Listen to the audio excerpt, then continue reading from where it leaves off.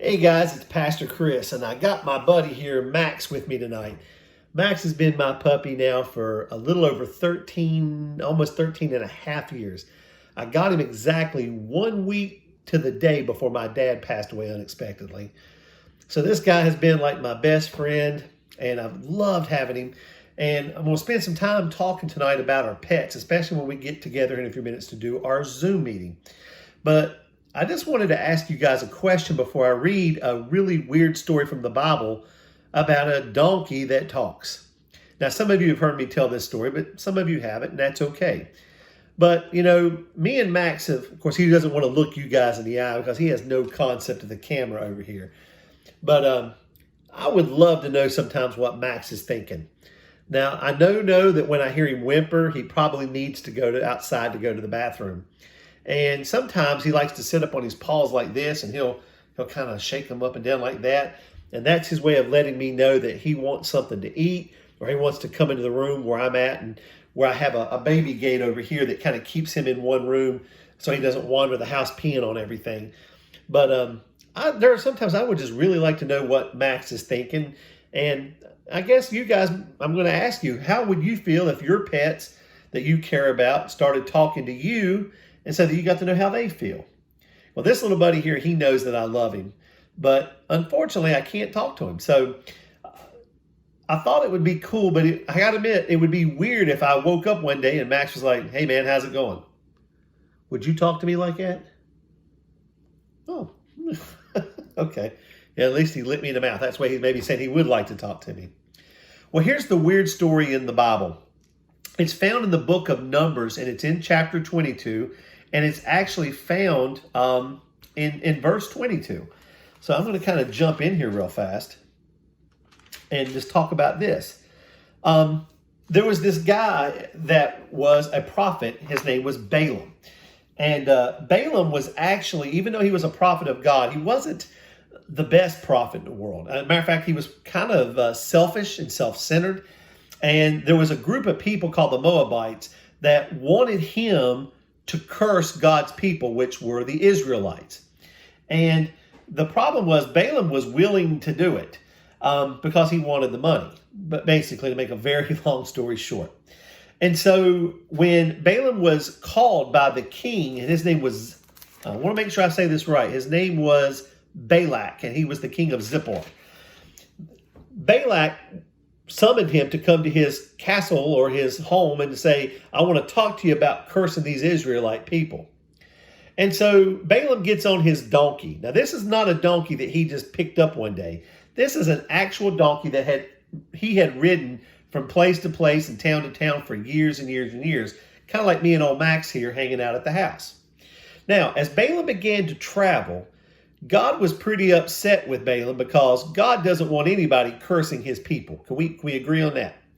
And so God sent an angel to stand in front of this path where Balaam was going. Now, the problem was Balaam didn't see the angel, but the donkey did. It'd be like Max seeing an angel. Now, the donkey stopped, and Balaam got pretty mad, and he began to beat on his donkey with a rod.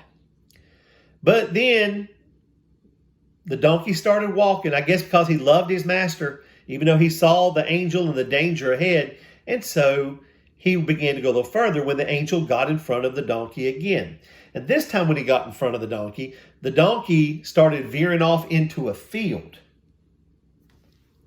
And guess what? Balaam got mad and began to beat him even more. So finally the donkey, being an obedient, loving little buddy to Balaam, walked again. And this time it was a very narrow path, the Bible said, and there was stone walls on both sides of this path.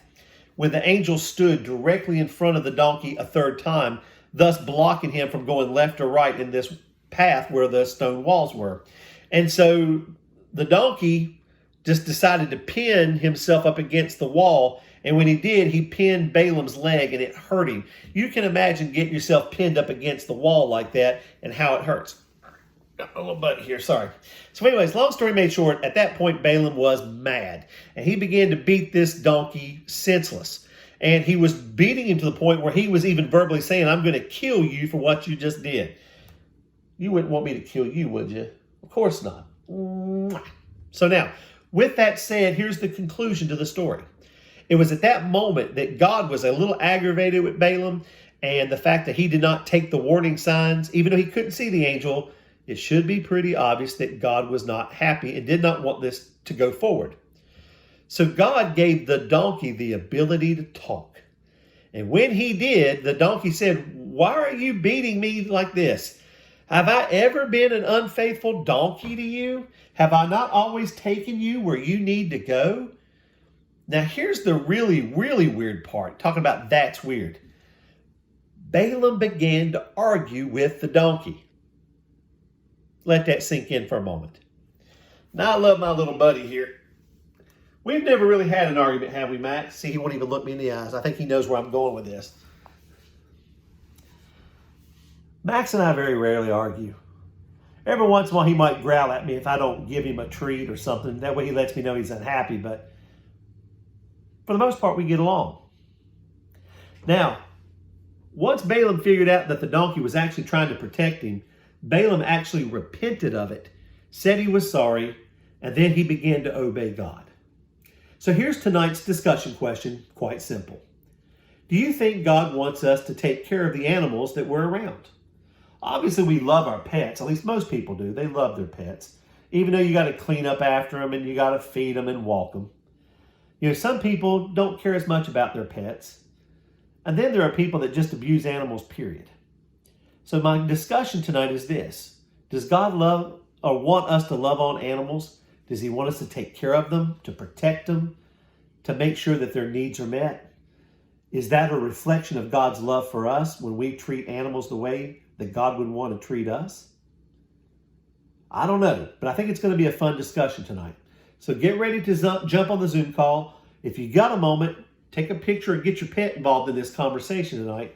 Hopefully I can have Max with me on the Zoom call.